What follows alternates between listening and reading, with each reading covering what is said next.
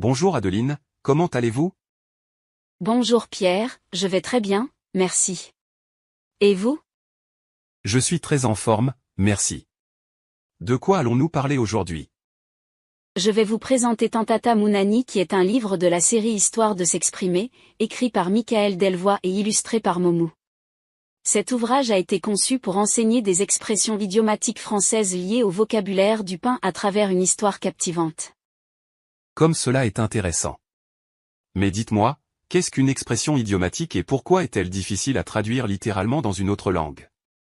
Eh bien, Pierre, les expressions idiomatiques sont des groupes de mots dont le sens global diffère du sens individuel de chaque mot, et elles sont étroitement liées à la culture d'une langue, ce qui rend leur traduction littérale souvent dénuée de sens. Et quelle est donc la particularité de l'approche de Michael Delvoye dans l'enseignement des expressions idiomatiques françaises? Il considère que les expressions idiomatiques ne doivent pas être apprises de manière isolée, par simple mémorisation de listes, mais plutôt dans le contexte d'une histoire ou d'une situation. Il met en avant l'importance de comprendre le sens figuré des expressions et leur lien étroit avec la culture française. Et pourquoi l'auteur a-t-il choisi d'utiliser les mots liés au pain dans son livre? Il a choisi ces mots pour rassembler un grand nombre d'expressions idiomatiques françaises utilisant les mots liés au pain afin de faciliter leur apprentissage grâce au contexte d'une histoire thématique. Il s'agit d'une méthode originale pour explorer la richesse de la langue française. Autre question. Quels sont les deux pays qui tiennent une place importante dans le récit et comment sont-ils mis en valeur? La France et le Pérou sont les deux pays centraux du récit. L'auteur, à travers les différents personnages, cherche à faire découvrir au lecteur les cultures et les paysages de ces deux pays qui lui sont chers. L'histoire se déroule en partie au Pérou, intégrant des éléments de la culture quechua et des traditions locales offrant ainsi un aperçu de la richesse culturelle du Pérou. Et maintenant, Adeline, dites-moi. Quelle est l'intrigue principale de l'histoire et quels thèmes sont abordés? L'histoire suit Jean, un boulanger français, et Pilar, une jeune femme péruvienne, à Ayacucho, au Pérou. L'intrigue tourne autour de leur rencontre, leur histoire d'amour et leur projet d'ouvrir une boulangerie.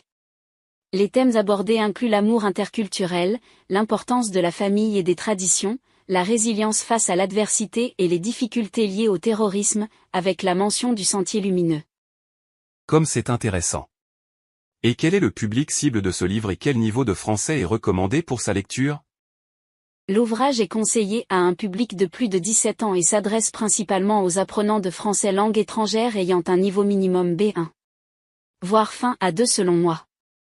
Il est également destiné aux francophones natifs qui souhaitent redécouvrir ou réactiver leur connaissance des expressions idiomatiques de la langue française.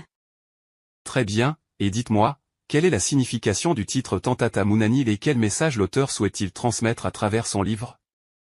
Tantata Mounani signifie « je veux du pain » en langue quechua d'Ayacucho. Au-delà de l'apprentissage des expressions françaises, le livre transmet également un message d'ouverture culturelle, d'espoir, d'amitié et de résilience. Il souligne l'importance de persévérer dans ses projets malgré les obstacles et de valoriser les relations humaines. La fin de cette histoire illustre d'ailleurs ce message positif. Excellent. Donc, chers amis qui nous écoutez, vous l'avez compris, en résumé, ce livre L'histoire de s'exprimer, Tantata Mounani est un outil pédagogique original et divertissant pour l'apprentissage des expressions idiomatiques françaises. En combinant une histoire d'amour interculturel avec des éléments culturels péruviens et l'incorporation de dialogues vivants et de descriptions pittoresques, cet ouvrage rend l'apprentissage de la langue française plus accessible et engageant. De plus, la liste des expressions et leur explication à la fin du livre est un ajout utile pour la révision et la consolidation des connaissances.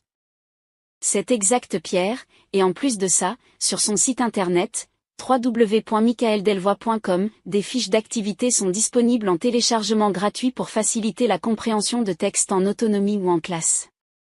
Ma chère Adeline, pour finir, quelle a été l'expression avec le mot pain que vous avez préférée? Je crois que c'est l'expression « manger plus d'un pain » qui signifie beaucoup voyager car j'adore les voyages.